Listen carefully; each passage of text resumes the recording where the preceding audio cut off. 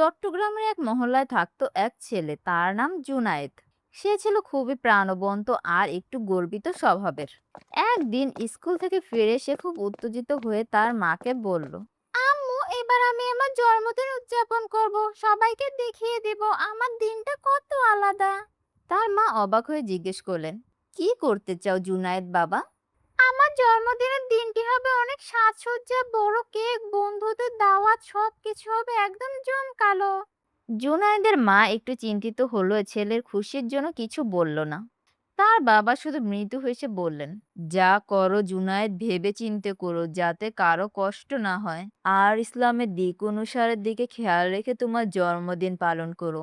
পরদিন স্কুলে জুনায়েদ তার বন্ধুদের দাওয়াত দিতে শুরু করলো।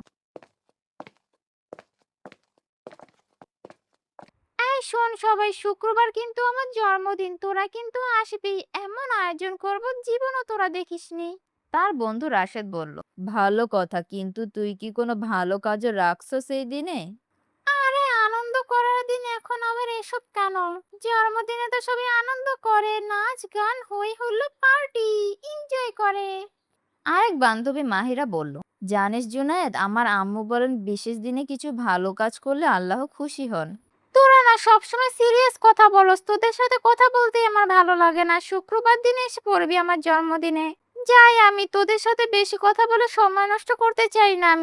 আমার অনেক কাজ আছে, অনেককে দাওয়াত দেওয়া বাকি আছে। জুনায়েদের জন্মদিনের দিন ঘনিয়ে এলো।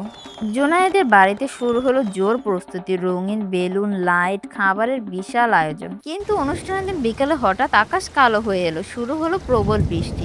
অতিথিরা আসতে পারলো না অনেকেই। বিদ্যুৎও চলে গেল কিছুক্ষণ পর। জুনায়েদ মন খারাপ করে বসে রইল অন্ধকার ঘরে। এত কিছু করলাম কিন্তু কিছুই ঠিক মতো হলো না আজকে দিনটা। একই সময়ে রাশেদ আর মাহিরা তাদের পাশের একটি দরিদ্র পরিবারের কাছে গেল।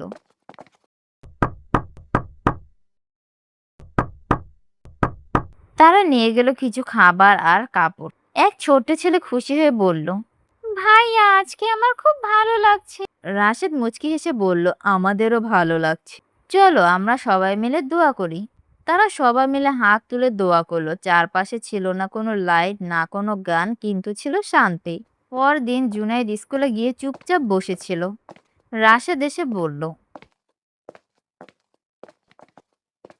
কি হয়েছে জুনায়েদ তোর?